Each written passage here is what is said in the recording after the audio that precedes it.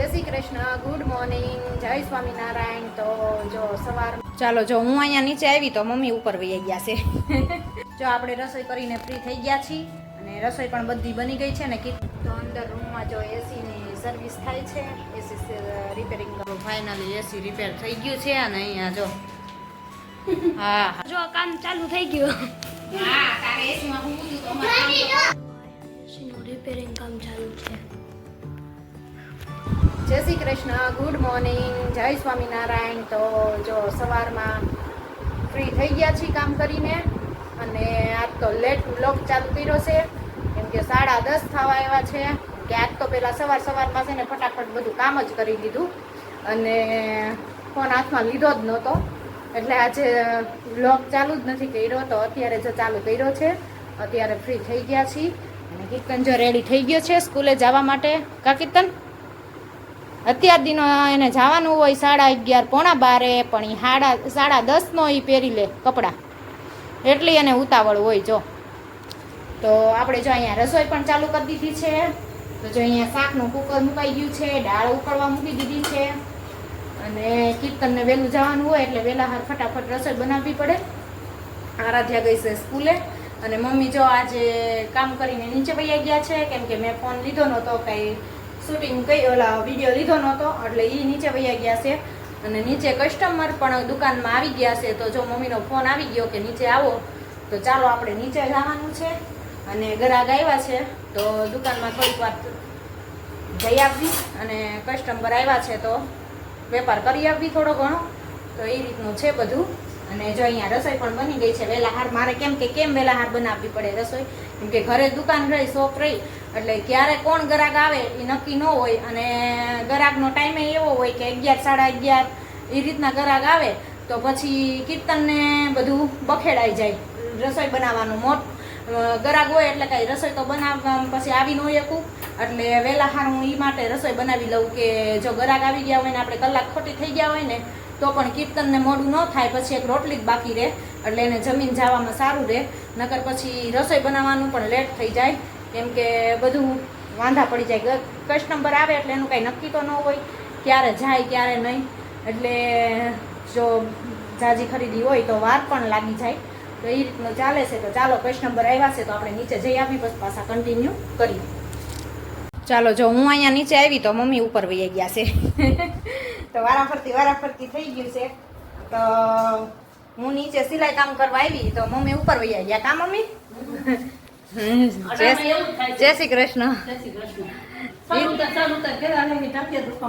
એ તો કહું છું હું નીચે આવી હતી ઉપર ગયા, હું ઉપર હતી તો એ નીચે હતા એટલે હવે મશીને બેસવાનો વારો આવ્યો છે. ઘડીક બેસું ત્યાં જો હમણાં મારે તો હમણાં 11:15 થાય એટલે ઓલાને રોટલી બનાવવા જવું પડશે.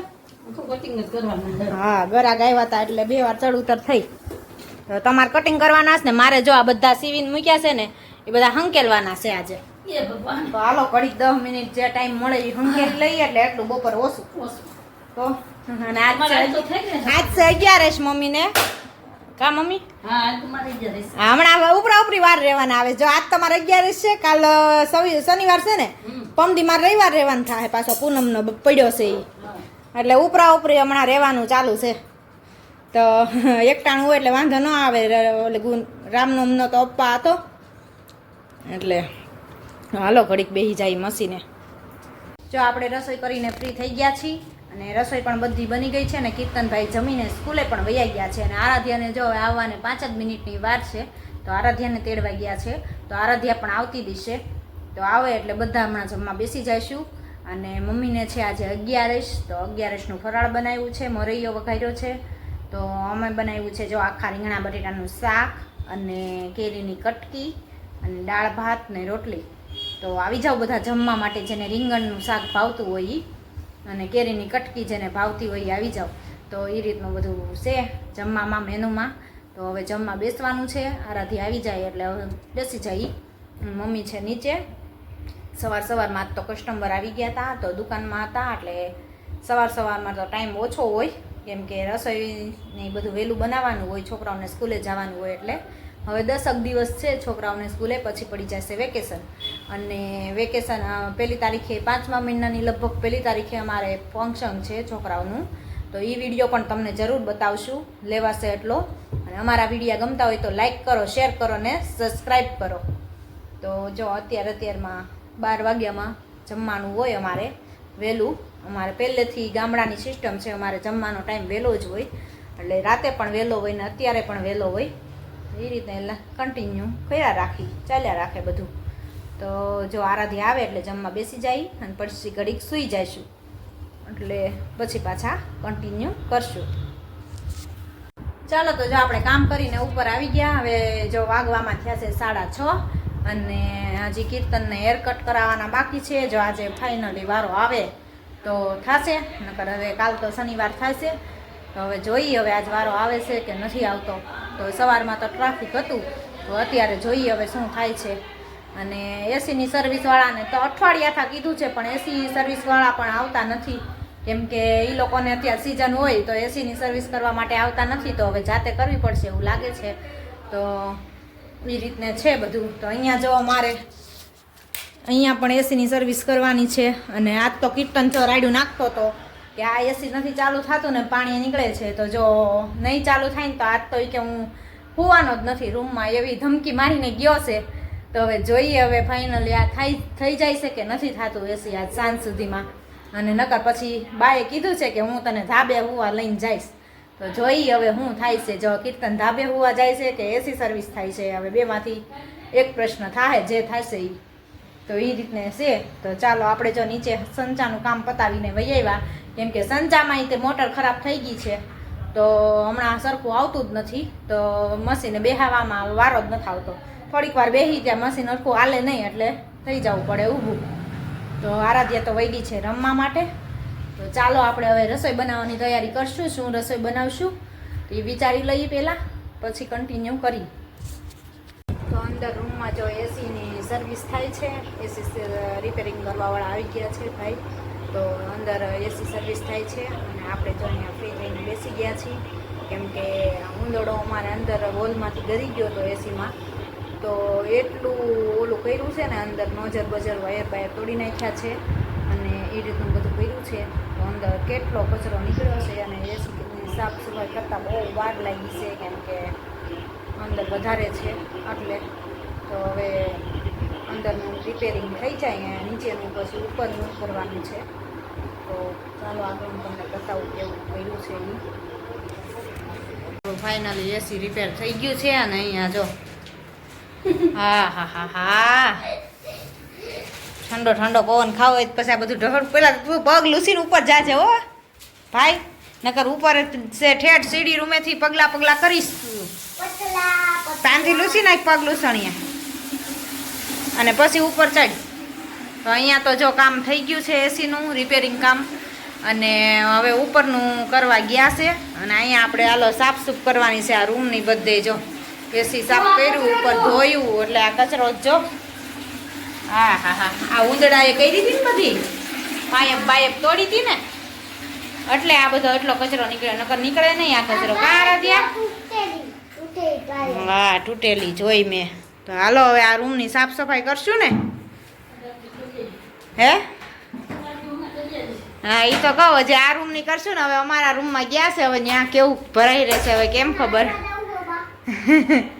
તો હાલો આ રૂમની સાફ સફાઈ જો ઓછાડે ધોવા કાઢવો પડશે, કેમ કે બધું માથે મૂક્યું હતું.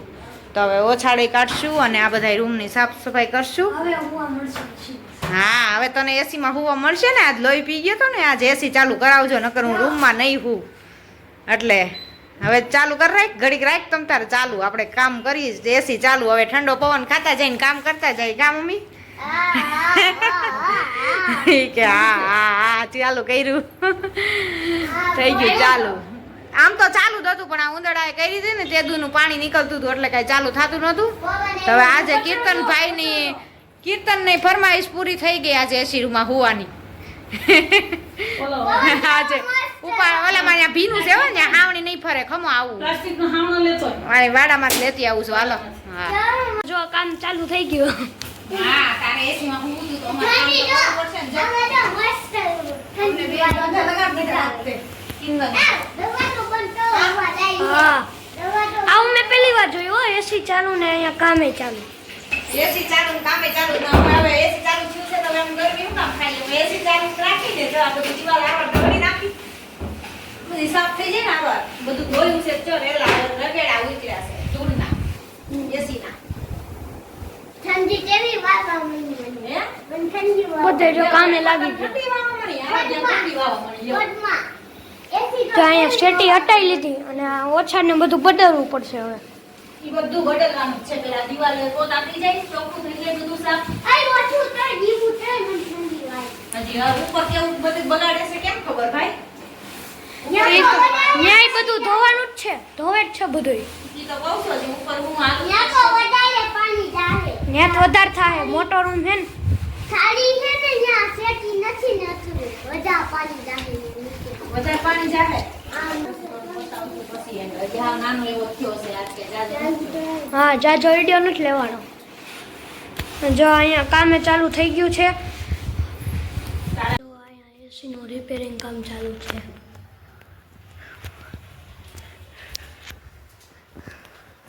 આખું ખોલી નાખ્યું.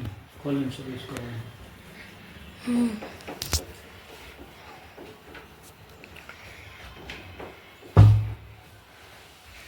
મેલે એટલો નીકળો કદડોય. વર્ષનો મેલ હોય ને એટલે બધું વસી કરવું પડે ને. હા, જો નીચેનું કામ થઈ ગયું, હવે અહીં ઉપરનું થાય છે. તો આજના કન્ટેન્ટમાં આ જ હતું. આજનો વિડીયો મેં અહીંયા જ કરશું. લાઈક કરજો, શેર કરજો અને મોજ આવી તો સબસ્ક્રાઈબ કરજો.